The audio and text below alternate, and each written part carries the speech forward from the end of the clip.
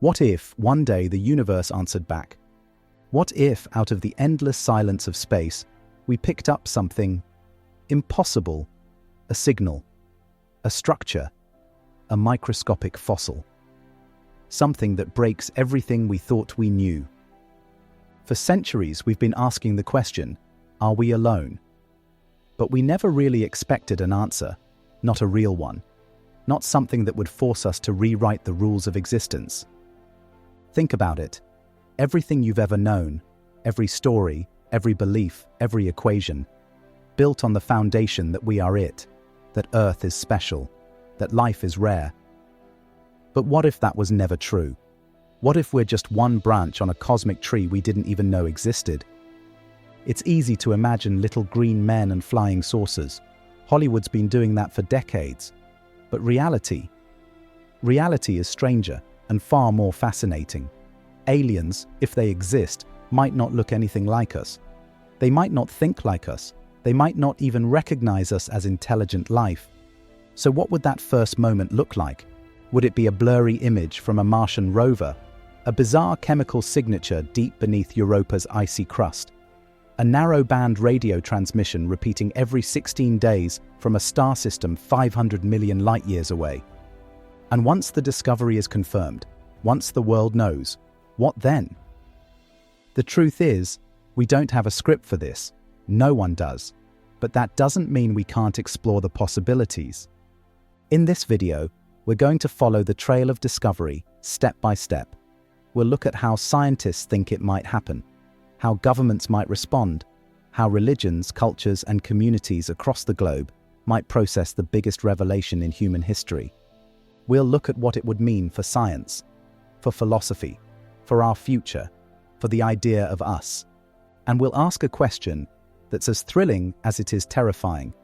What comes next? If you're fascinated by the unknown, if you find yourself looking up at the night sky and wondering what's really out there, you're in the right place. Hit that like button, subscribe for more deep dives into science and speculation, and let us know in the comments.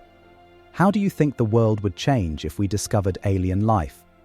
Because we're not just imagining it. We're preparing for the day it becomes real. Let's begin. It starts small. Maybe it's a faint, irregular blip in a radio signal, barely distinguishable from background noise. A technician sees it on a screen late at night at a SETI observatory, yawning over their third cup of coffee. They log it, like thousands of other anomalies that turn out to be nothing. But this one doesn't fade. It repeats. It pulses in a strange but consistent rhythm, something that doesn't match any known satellite, pulsar, or natural cosmic source. Still, it's just a curiosity. A few people take notice. The data is shared with other observatories across the globe. They tune in. They hear it too. Or maybe it's not a signal. Maybe it's an image, beamed back from a robotic probe skimming the frozen surface of Europa or Enceladus. At first, it's just another blurry frame until an analyst notices the pattern, a grid-like formation buried beneath layers of ancient ice. Too angular to be geological, too organized. It gets flagged. It's passed up the chain.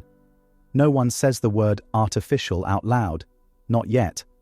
Or it's even smaller. Chemical. A new reading from the Martian atmosphere. Traces of methane and oxygen levels fluctuating in ways that shouldn't happen without life. Or a strange amino acid in a soil sample. A fossilized spiral, too perfect to be a coincidence. The discovery doesn't happen with a bang. It's slow, methodical, and it feels uncertain. Scientists are trained to doubt, to eliminate error, to demand evidence. They test it again and again. They try to break their own data. They loop in others across disciplines. Astrobiologists, chemists, physicists. Papers are written, then retracted. Heated arguments erupt in lab meetings. The excitement is unbearable. So is the fear of being wrong. Behind closed doors, agencies like NASA, ESA, and CNSA begin collaborating more closely. Private space companies get involved. SpaceX, Blue Origin, even defense contractors. Missions are quietly redirected. Budgets are quietly adjusted. There's a sudden urgency no one is explaining.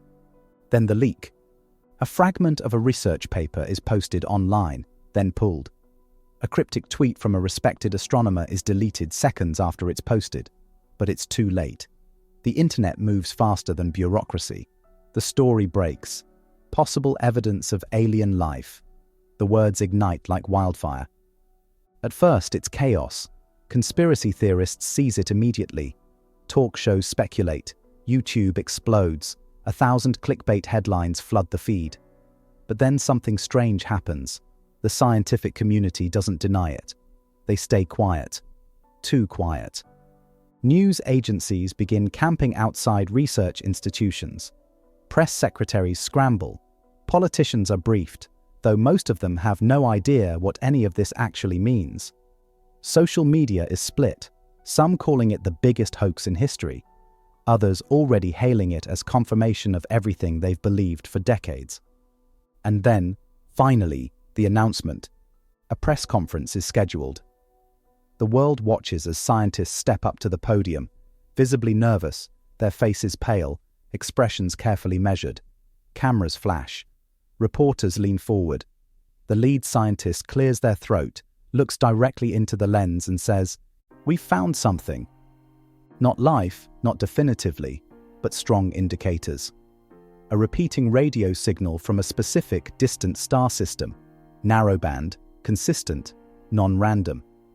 Or a microscopic structure in a Martian rock that closely resembles fossilized microbial life. Or data from Europa suggesting the presence of complex organic molecules, possibly even living cells. They don't use the word alien. They're careful.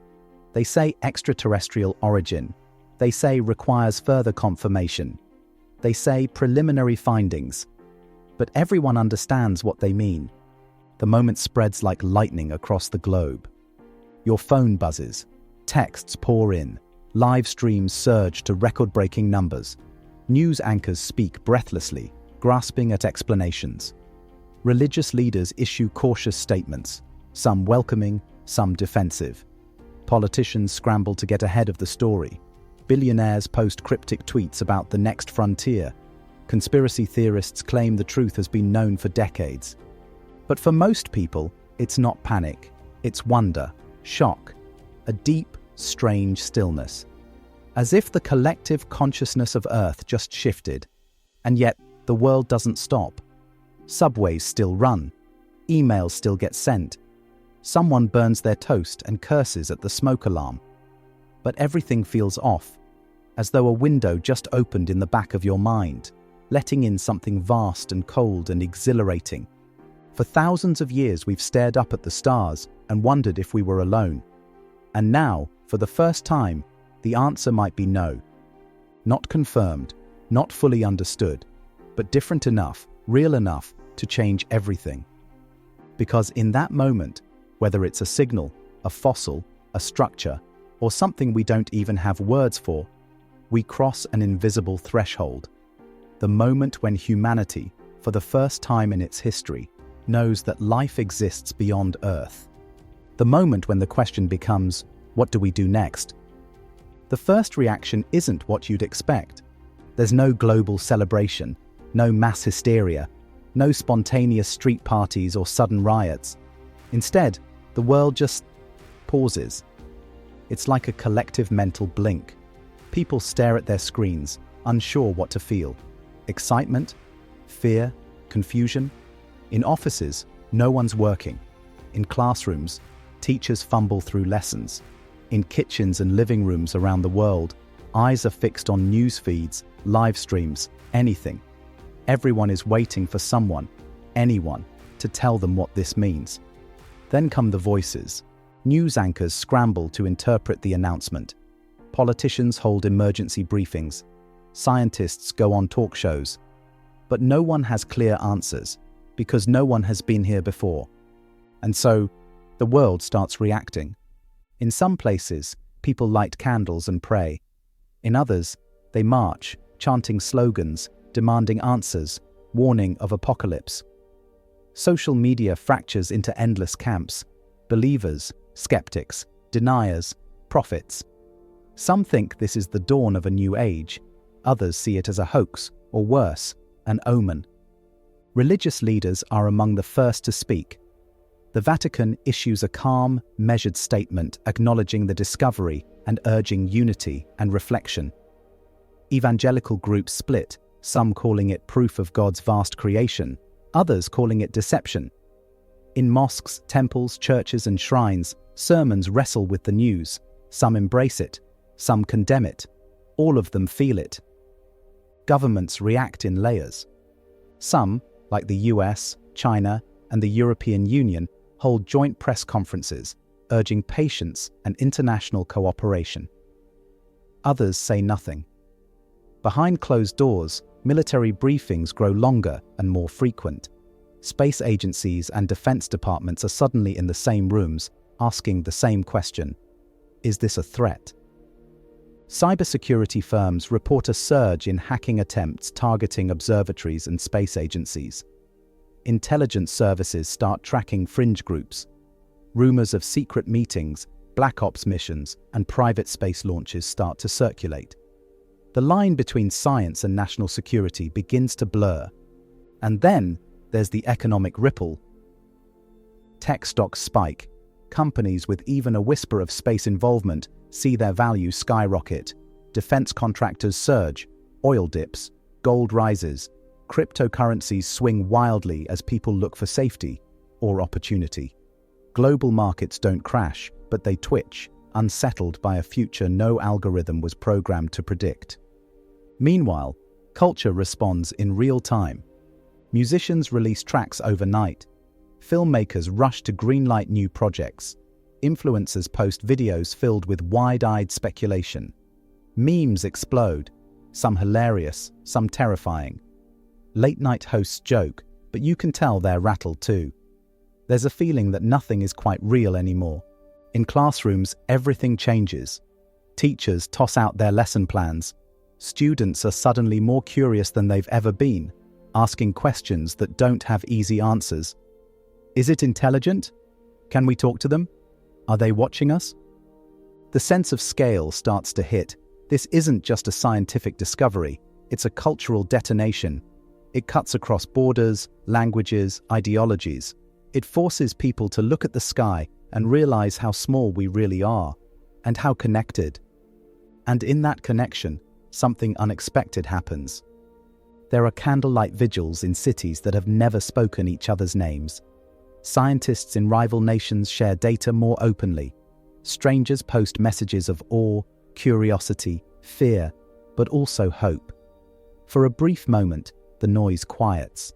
The usual arguments, left versus right, this country versus that, fade into the background. Because now there's them, whoever they are. And whether that idea brings comfort or dread, it does something no world event ever truly has before. It makes us think of ourselves, not as nations or tribes or sides, but as Earth, as a species, as one. And that realization, that shift in identity, is just the beginning. Science doesn't sleep after a revelation like this. The moment the discovery is confirmed, research institutions across the planet erupt into motion. Every telescope, lab, probe, and satellite that can be pointed toward the anomaly is. Data is collected in staggering volumes. Entire teams are reassigned. Priorities shift overnight. The search for alien life, once a fringe topic, has now become the center of the scientific universe.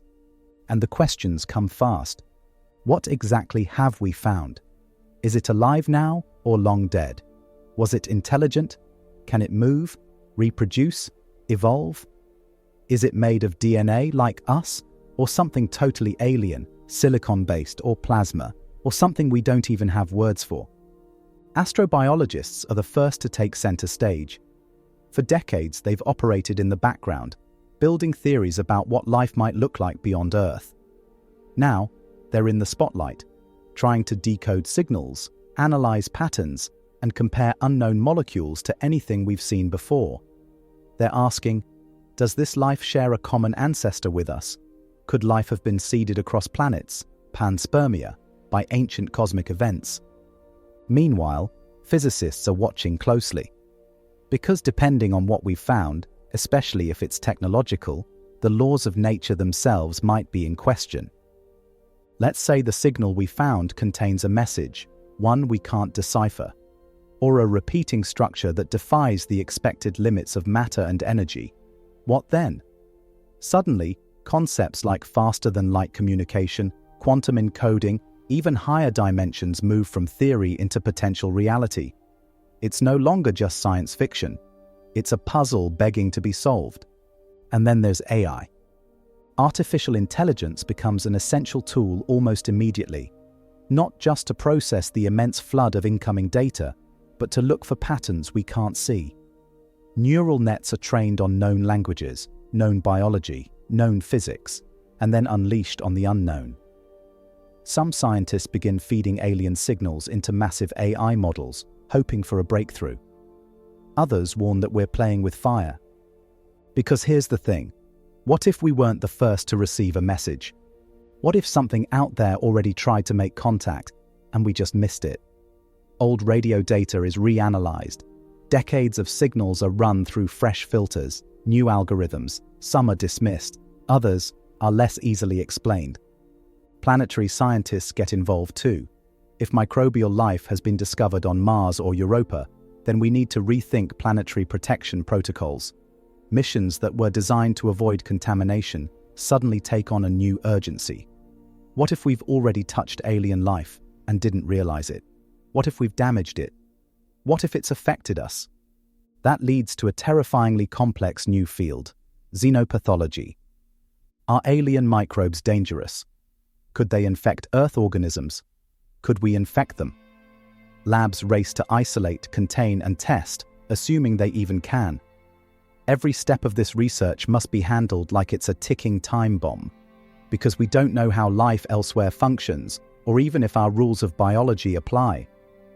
And then philosophy enters the room. What does this do to our understanding of life itself? For centuries, we've assumed that life is something that arises in warm, wet, Earth-like environments. But what if that's wrong? What if life is far more common and far weirder than we've dared to imagine? Suddenly, questions we once called unscientific are impossible to ignore. Why is there life in the universe at all? How common is intelligence? Are we an accident or a rule? And here's the kicker.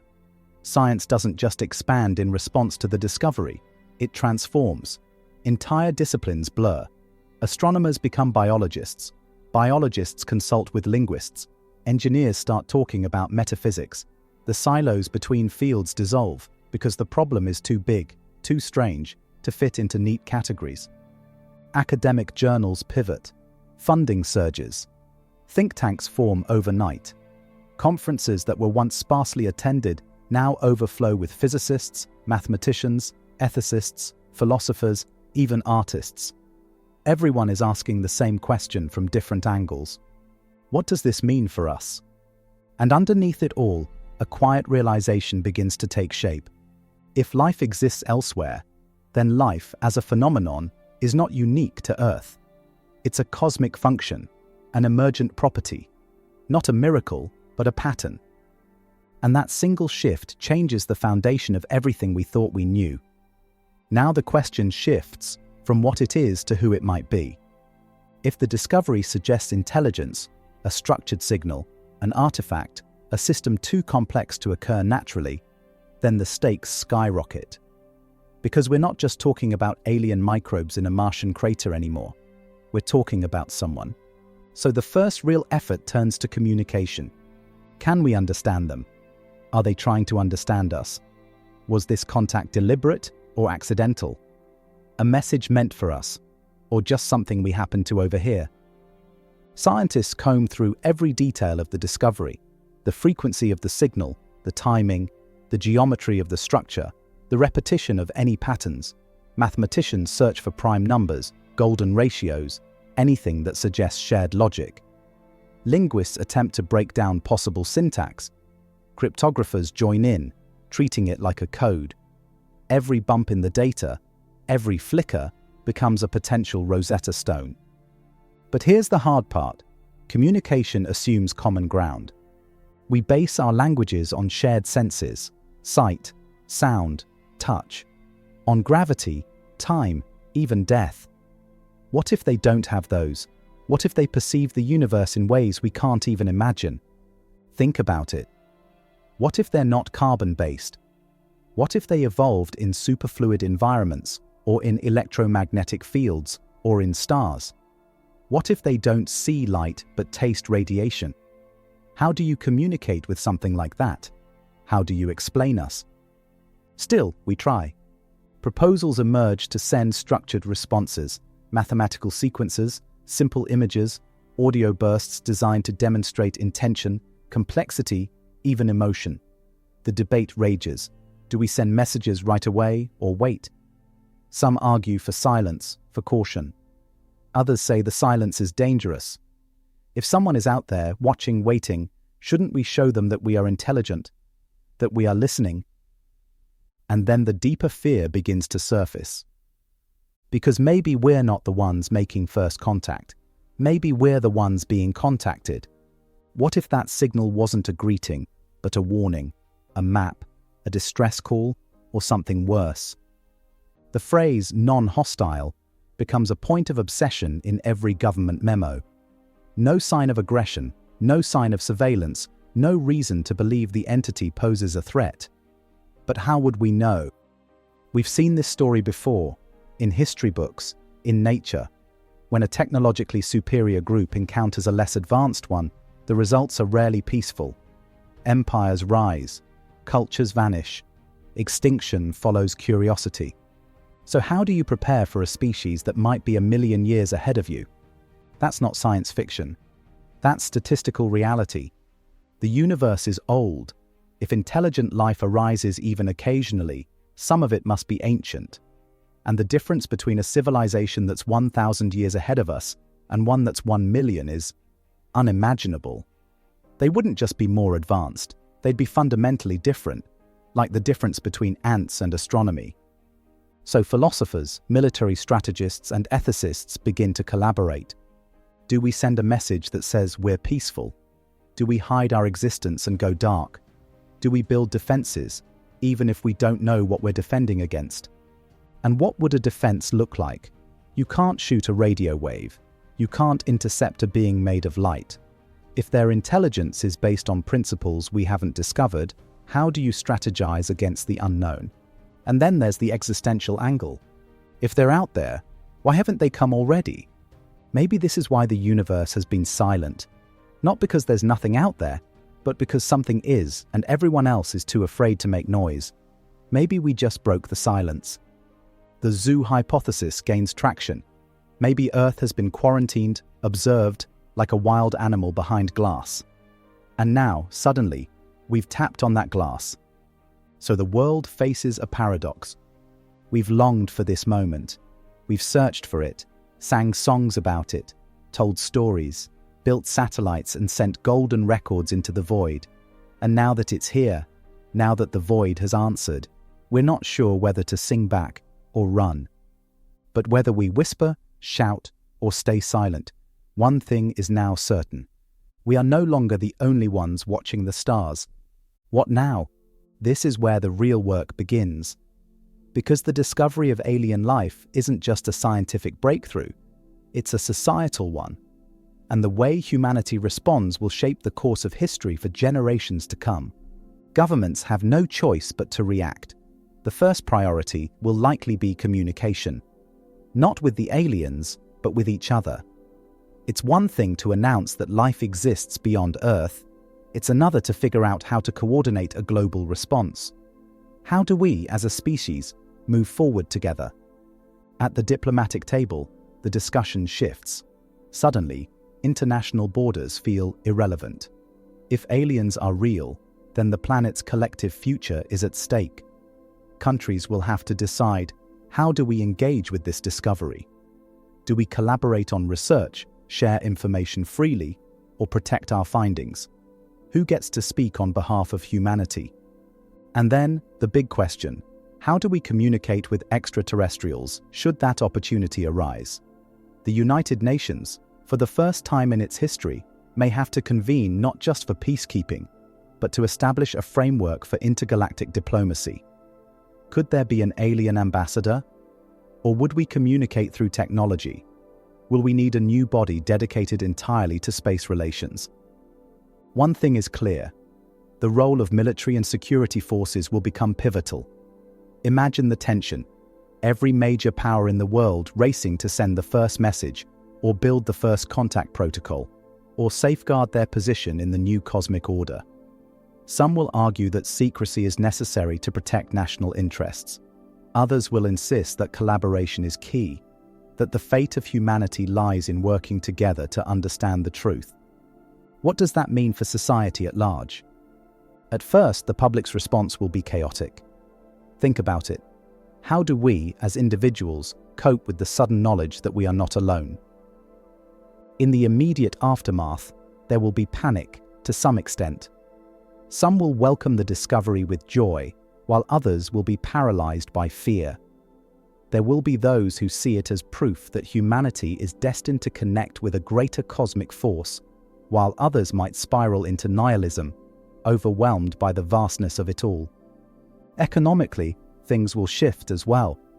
The space industry, which has already been growing in recent years, will explode. Suddenly, billions of dollars in private and public funding will pour into space exploration, missions to send humans to meet this alien life, to search for more, to learn from their technology, and perhaps even to make a leap in understanding the nature of the universe itself. Industries like AI, biotechnology, and even energy will experience a boom as well, with the potential for breakthrough technologies being just around the corner. On the flip side, some sectors of the global economy might take a hit. If this discovery leads to widespread societal anxiety, consumer behavior could change. People might spend less, save more, or invest in what they believe will prepare them for a future they can't fully predict. And this brings us to the role of education. What happens to our schools and universities when every student from primary school to postgrad starts asking the same question: what does this mean for me? Teachers will need to overhaul curriculums to integrate this knowledge into our basic understanding of science, history, and even philosophy. Universities will likely dedicate entire departments to studying extraterrestrial life, rethinking human evolution, and examining the societal impact of such a discovery. But it's not just about knowledge, it's about meaning. With the discovery of life beyond Earth, humanity will have to confront deep philosophical and spiritual questions that have been brewing for millennia. If we are not the pinnacle of life in the universe, then what does that say about our place in the grand scheme of things? For some, the discovery will force a major reckoning with their worldview, questioning the nature of creation, of purpose, and of our very existence. The idea that we might have been chosen or special will be challenged. Religions, already grappling with the implications of evolution, cosmology, and the vastness of the universe, will find themselves having to reconsider their doctrines. Some will find ways to integrate the discovery into their faith. Others will resist, perhaps claiming that this new form of life is a test, a deception, or a sign of the end times. The very definition of what it means to be human might even be re-evaluated. Culturally, this discovery could have a similar effect. It's hard to overstate just how much our sense of self is tied to the idea that Earth is the center of life. Artists, writers, filmmakers, and musicians will seize on this revelation, channeling it into every medium imaginable. The question of whether humanity can coexist peacefully with alien intelligence will inspire a new wave of creativity, exploring what it means to be a part of a universe that's much larger than we ever thought possible. But there's a practical side too. If life has evolved elsewhere, does that change our environmental priorities? Does it challenge our attitude toward Earth's preservation? After all, if life can emerge on another planet, what are we doing to make sure we don't become the last species to evolve on Earth? Suddenly, environmentalism takes on a new urgency. If we're just one chapter in a much longer story, maybe we should work to ensure our chapter doesn't end prematurely. So, in the aftermath of this revelation, humanity will face profound change. It will affect our politics, our economics, our society, and our identity. And at the heart of it, perhaps the most difficult question will be, How do we, as humans, understand our place in the cosmos now that we know we are not alone? The first step might be acceptance, the second will be adaptation, and the third, that will be a new chapter of humanity, one that we can't predict, but we can begin to write. So, what happens next? This is where the real adventure begins. We've spent centuries looking to the stars, imagining the possibilities of what could be out there. But now that we know the answer, now that we know there is someone else, our future will be shaped by how we respond to this incredible moment. Imagine the next few decades. It's not just about trying to communicate or visit an alien world. It's about how we, as a species, transform in response to this discovery. Will we continue on our fractured paths, battling each other over resources and power? Or will we rise above our divisions, coming together as a global species with a singular purpose? Interstellar travel, once the realm of science fiction, could become reality.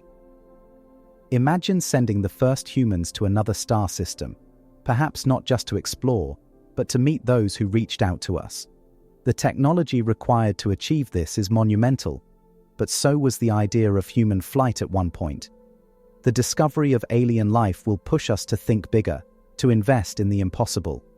New propulsion systems, new forms of energy, new theories about space-time will emerge from the necessity to reach out to them. We might even discover things we can't yet imagine, tools, techniques and technologies that'll completely reshape our world. There's also the potential for collaboration. What could humanity learn from civilizations that are centuries or millennia ahead of us? The possibilities for scientific breakthroughs are limitless. Perhaps they've solved problems we're still struggling with: energy crises, disease, space travel, or even the mysteries of the mind. Perhaps in time, we could join a galactic community, contributing our own unique knowledge and insights.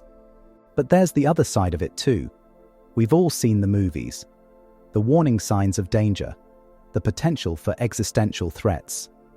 There are no guarantees. Our history tells us that civilizations, no matter how advanced, face challenges, both internal and external. Will we be able to handle the psychological, political, and technological shifts that come with the realization that we aren't alone?